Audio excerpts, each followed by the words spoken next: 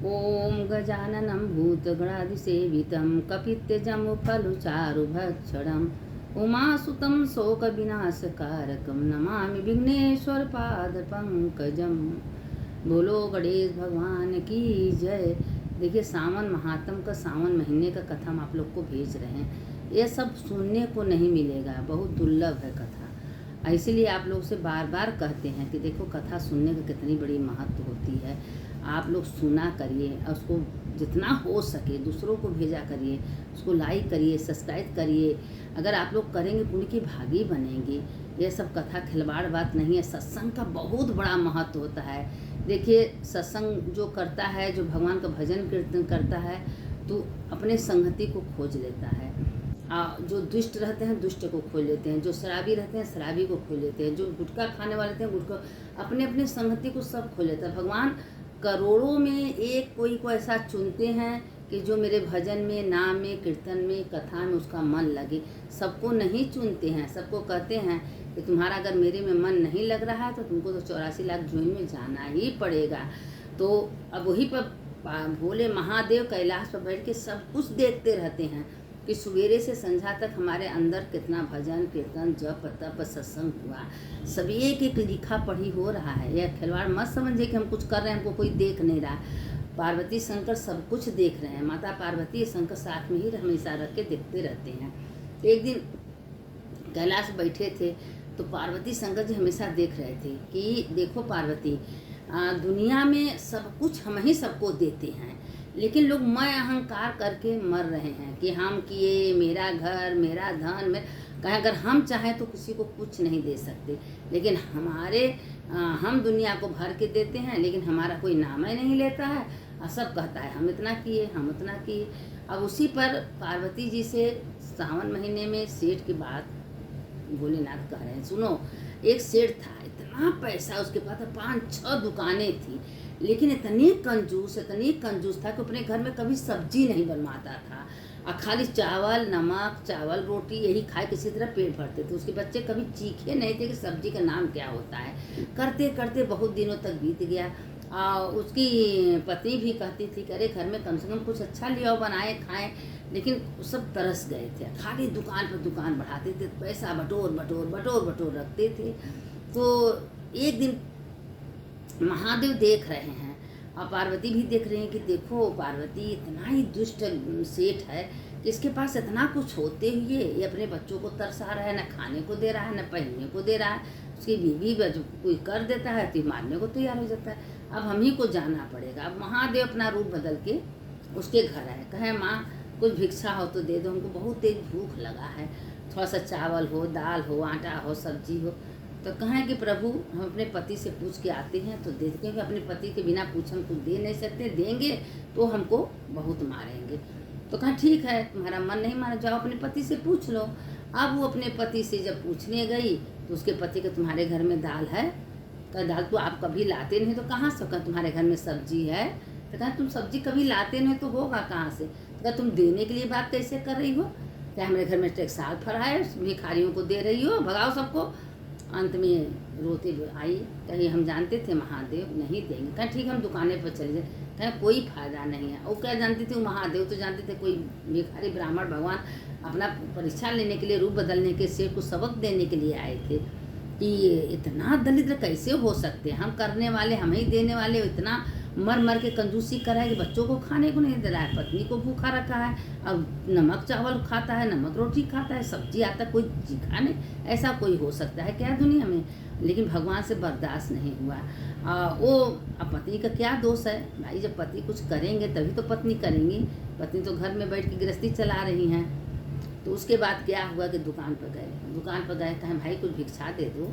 तो कहें हम क्या भिक्षा दे दें, हम किसी को कुछ देते। आज तक हम कभी तीर्थ नहीं किए, कभी दान नहीं किए, कभी हम सब्जी नहीं खाए, कभी हम दाल चीखे नहीं, उनको कैसे दे दें?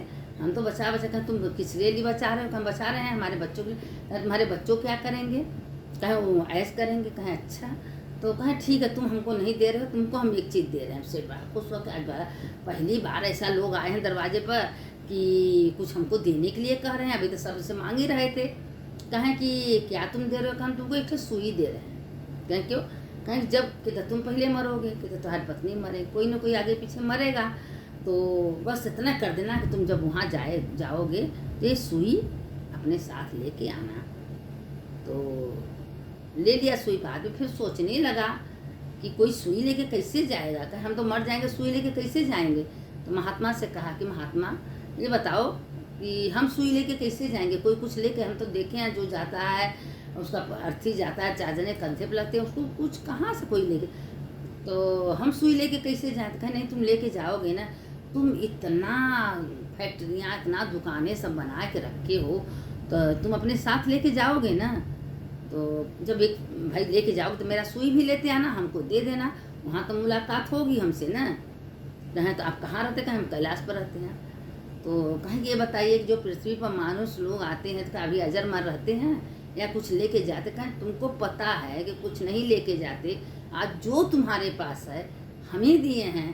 पेटे में बच्चे जब आते हैं तो उसका पालन पोषण हम ही करते हैं, उसको बाहर हम निकालते हैं, उसका देखभाल उसके कर्मानुसार हम करते हैं। तुम करने वाले कौन हो, तुम कैसे लेके जाओगे। कहे महात्मा मेरे आँख खोल दिए आप, वास्तव में हम तो नहीं कुछ लेके जाएंगे। आज तक हम तरस गए दाल खाने के लिए, सब्जी हमारे बच्चों को भी नहीं दिए। अरे आप तो मेरा आँख खोल दिए। वही कहते हैं कि साधु महात्मा संग कोई अच्छे व्यक्ति हमारे जीवन में आ जाने मेरा करोड़ों का भाग्य खुल गया है। अब देखिए सेठ का महादेव आंखें कैसे खोल दिए। अब उस सेठ ने सेठ महादेव से उसको पता नहीं महादेव हो, तो भिखारी बन के आए थे महादेव के रूप में। तो कहें कि ठीक है, आज से तुम आप मेरे आंखें खोल दिए, अब आज से हम जितना तीर्थ, कहें तुम अपने हाथ से चलते पैरों जो दान पुण्य कर्म करो वही तुम्हारे साथ जाएगा, तुम्हारा एक एक अक्षर लिखा पढ़ा होगा। और उसके बाद पता तुम्हारा आत्मा निकलने के बाद 84 लाख जो में छिकली गोजर कुत्ता बिल्ली चूटी चूटा किस में जाए कौन जानता है। तो इस समय तुम्हारे में सामर्थ्य है ना, शक्ति है ना, तो इसमें कर लो ना, जो करना हो अच्छे कर्म कर लो, क्योंकि तुम्हारे साथ वही जाने वाला है। इस सब तुम्हारा इसी जगह रह जाएगा। हो तुम जानते हो तुम्हारा लड़का धन का सदुपयोग करेंगे, हो सकता है तुम्हारे धन का जुआ खेल, शराबे खेल, रंडीबाजी करके कुछ बर्बाद कर दे। तुम जानते हो तुम्हारा लड़का अच्छा निकलेगा। हाँ मेरा आँख खुल, उसी दिन से वो सेठ का आँख खुल गया। अब उसी दिन अपने घर में खूब मजे से ढेर सा दाल चावल आटा पिसान सब्जी एक से एक सब्जी बनवाने लगा। अब वो जो उसकी सेठाई थी, क्या हो गया सेठ जी का, सेठ जी का दिमाग तो नहीं खराब है, आज तक इतना उम्र हो गया हम लोग सब्जी चीखे नहीं थे कि सब्जी कैसी होती है। ना हम लोग कभी आलू जाने ना कभी पालक जाने, बस सूखा चावल सूखा नमक। ये कैसे आज सेठ दाल लाए सब्जी लाए। अब उसके बाद जे उसके दरवाजे पर आता खूब दान पुण्य करने लगा, और अपने सेठाई को लेके जितना तीरथ व्रत था सब कुछ करने लगा, और जितना दान था सब दान करते करते करते और महादेव का शुक्रिया अदा करने लगा। हे महादेव आपकी कृपा से आज हम सब कुछ कर पा रहे हैं। हम लगा महादेव का शुक्रिया अदा करने। अब वो दिन भर है महादेव किस रूप में भगवान मेरे दरवाजे पर आए थे, मेरा आँख खोल दिया। हम तो जिंदगी भर खाली बचा बचा बचा बचा रखे थे। अच्छा हुआ कि मेरे शक्ति था शरीर में तो मेरी आंखें खुल गई, नहीं तो मैंने क्या करता कहाँ जाता। आज सही धन है आपका सामर्थ्य है तो दे दो सबको, खूब दान करो पुण्य करो सबको दो, जो जिसको ज़रूरत है उसको भी दो, किसी को ज़रूरत है दे दो, अच्छे जगह पर दे दो, वही तुम्हारे साथ जाएगा। कहीं भंडारा करवा दो, कहीं कुछ है, अगर भगवान ने दिए हैं, भगवान कहते हैं हम दिए हैं तो उसका सदुपयोग तुम्हारे अगले जन्म में वही काम आएगा। यह मत सोचो तुम्हारे साथ कोई नहीं लेके कुछ जाता है। अब उसी पर महादेव का लगा धन्यवाद करने। तो अब उस सेठ एक जगह गया, जाते जाते जाते एक जगह तीर्थ करने गया, तो वहाँ देखा एक राजा थे और राजा के पास 2 मंत्री थे। अब दोनों मंत्री, एक मंत्री चापलूसी करने वाला था, कोई चीज़ राजा देते थे राजा की जय हो राजा की जय हो, राजा जर्जा करते थे। और एक मंत्री था महादेव की जय हो महादेव की जय हो, महादेव की कृपा से आज एक काम हुआ, महादेव हमको आज खाने को दिए, महादेव की कृपा से मेरा परिवार चल रहा है। अब वो महादेव को लेके चलने लगा। अब राजा सोचे कि मंत्री को तो हम देते हैं और हमेशा ही महादेव महादेव करता रहता है, लेकिन बोल नहीं पाते थे, अंदर अंदर करते। एक दिन क्या हुआ कि मंत्री का सभा सब हट गई, तो दोनों जो थे मंत्री दोनों से खूब बढ़िया जिस रास्ते से राजा आते थे उसी रास्ते में एक चांदी का सर्फियाँ रास्ते में रख दिया था। तो जो महाराजा का जय करता था उसको पहले भेजा, कहे तुम वो रास्ते से जाओ। तो सोचा इतना बढ़िया फूल बिखरा, इतना सुंदर रास्ता, ये तो आँख मूंद के हम निकल जाएंगे। अब वो आँख मूंदते मूंदते मूंदते मूंदते गया और सड़क पार कर लिया। जब सड़क पार कर लिया तो उसको कुछ नहीं मिला। तो उसके बाद जो दूसरा मंत्री जो महादेव का गुण गाता था उसको भेजे, महादेव की जय हो, महादेव की जय हो करते करते गया, उसको असरफी का थैला मिल गया। अब वो अपने घर ले गया, बड़ा महादेव की कृपा से आज हमको असरफी का, चांदी का असरफी का थैला मिल गया। अब सवेरे हुआ, दोनों मंत्री को बुलाया गया। तो जो राजा का गुण गाते थे उससे पूछे कि कल तुमको कुछ मिला था? कहे नहीं, हम तो आँख मूंद के चल रहे थे, हमको कुछ नहीं मिला। तो उससे बोला कि हाँ, एक चांदी का असरफी का थैला हमको मिला। तो अपने मन में राजा कहें कि क्या सही में महादेव का संकेत है कि नहीं, उसमें कुछ बोले। फिर ऐसे क्या हुआ कि दूसरे दिन फिर परीक्षा लिए, कहें फिर उसको सबक सिखाएं। तो एक बहुत बड़ा डंडा, वो डंडा में पूरा हीरा मोती असरफी भर दिए थे। एक जो बोरा था खाली था। तो जो महादेव की जय, महादेव की जय था तो उसको खाली बोरा दे दिए थे, और जो राजा की जय, राजा की जय करता था उसको असरफी का डंडा दे दिए। तो उसको अच्छा तो नहीं लगा, भाई कोई डंडा लेके करेगा क्या। वो कुछ दूर में गया, वो डंडा फेंक दिया। और जब फेंक दिया तो वही डंडा जो महादेव की जय, महादेव की जय करता था, उसी का लड़का वही डंडा घर लेके आया। तो अब जब डंडा लेके घर आया तो बच्चे का आदत है डंडा से पीटते हैं करते, जब डंडा पीटा तो मार उसमें से असरफियाँ, हीरा मोती चांदी सब डंडे में से खूब निकल रहा था। तो उसके घर में खूब हीरा मोती सब कुछ हो गया। अब जितने घर में भाई हीरा मोती जब खूब महल हो गया, घर द्वार खूब सुखी हो गया, तो राजा के पास नौकरी करने क्यों आएगा। तो फिर बिहान भर कहें आज जो राजा की जय, राजा की जय गया, तो कहें आज वो मंत्री कहाँ रह गए जो तुम्हारे दोस्त थे।